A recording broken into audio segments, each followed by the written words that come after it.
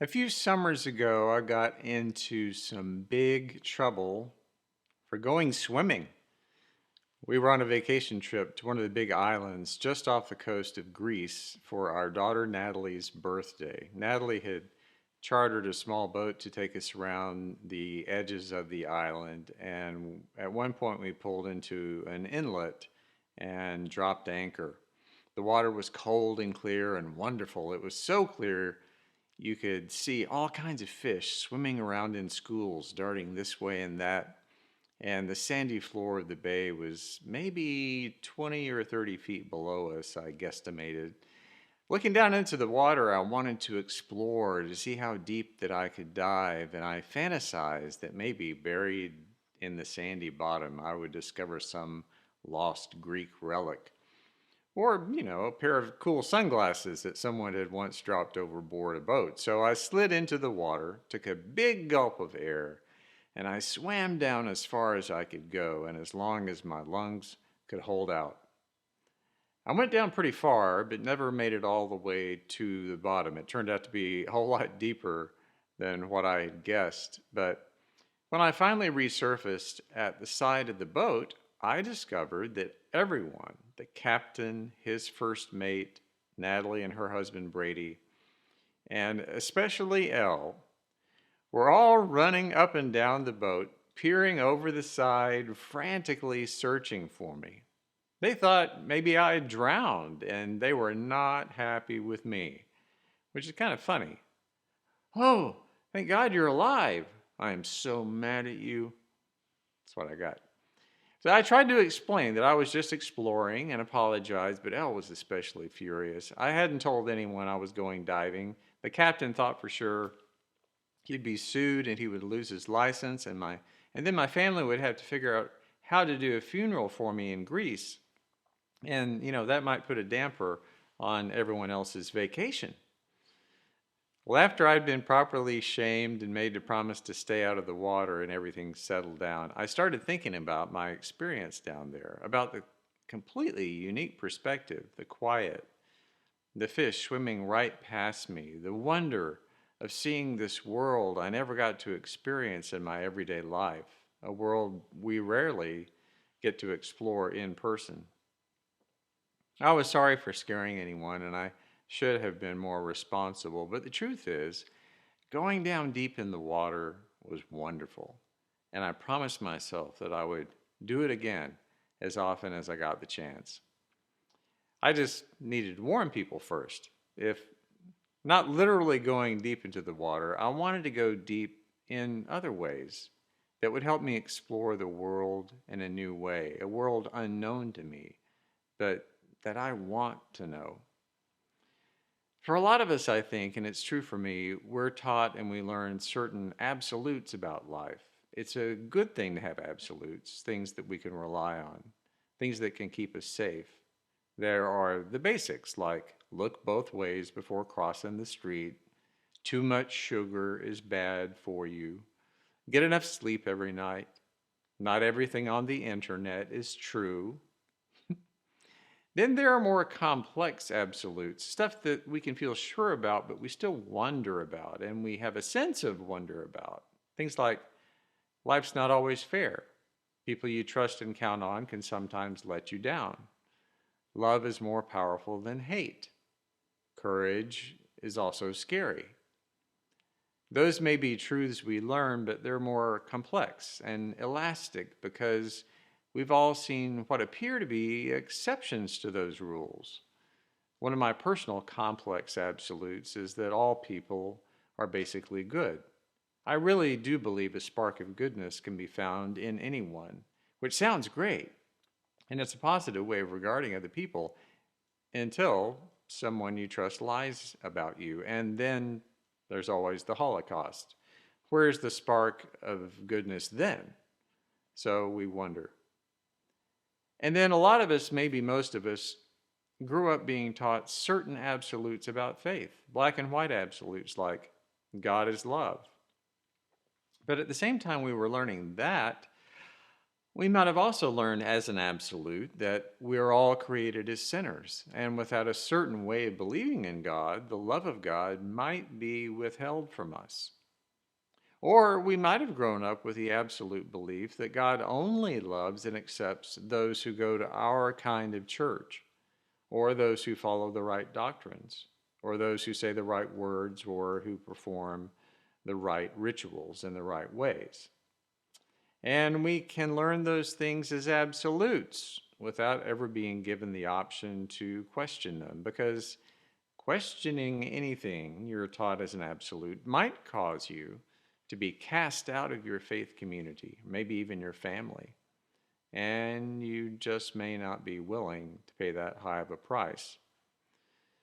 That can be a challenge for many of us because in order to belong, we can find ourselves always stuck up there on the boat, even as we gaze down into the water and wonder if there's anything to discover in that big, beautiful, mysterious world that's just waiting to be explored, asking ourselves, is life on this boat really all there is?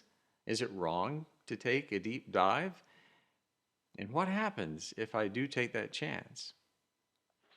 Not only in the Bible, but in many sacred writings and traditions, water plays a major role. The creation story in the book of Genesis begins with water, covering everything, the whole world just one huge unending sea. In that creation myth, the breath of God pushes back the water to create dry land. So water represented chaos, the great unknown, while dry land represented order and stability, something absolute. And that theme continued in the Bible. A big body of water was literally fluid and below the surface, so who knew what was down there? And everyone knew water could be very destructive. The Great Flood, the Noah's Ark story, that was a refashioning of a much more ancient tale of destruction and starting over. The ritual of baptism also comes from that very idea, dying to one way of life by going under and then being lifted back up and reborn into a new way of life. And did you ever wonder why, in the story of the Exodus, the entire Egyptian army was destroyed by water, while the children of Israel crossed safely over to a dry seabed? It was to prove the power of God was even greater than something as big and scary and as deadly as the sea. And only the most foolhardy people ever became sailors because, attempting to master the water and the waves, that had a very high mortality rate. Just like the sailors in the story of Jonah. There is a reason they tossed Jonah overboard as a sacrifice to what they thought were the angry gods of the sea. In the water, he would die so they could live. Fast forward to the New Testament. Jesus is seen by his disciples to walk on water and to command the wind and the waves of a stormy sea to calm down. What's the point of those stories? Well, on an obvious level, Jesus was not afraid of things in the way most people are, and he could control what mere mortals could not. So we get the message. Water is the great unknown. It can be wild, unpredictable, destructive. You can even die down there, or people up on the boat might think that you have.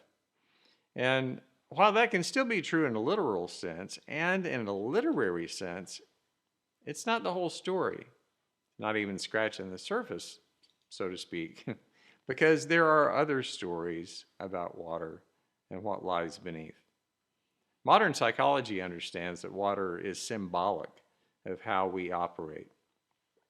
Everything above the surface is what we are aware of in our conscious state, while everything below the surface is our subconscious, the stuff of our dreams. Ever wonder why we even use language when we fall asleep, like drifting off or going under?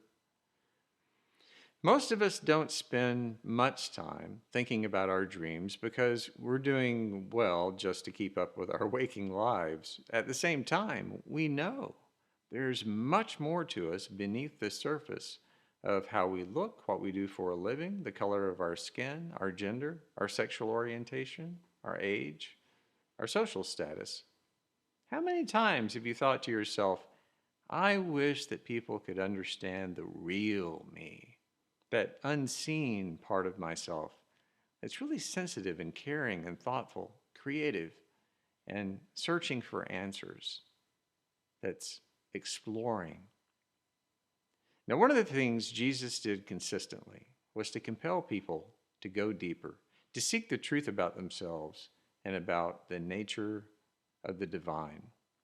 He was always seeing something deep within, the true self, the valuable person inside the one whom society had deemed unworthy, the healthy soul locked inside of a person who was sick, the life waiting to be reanimated in the one who everyone else assumed was dead, to kindle that spark of light.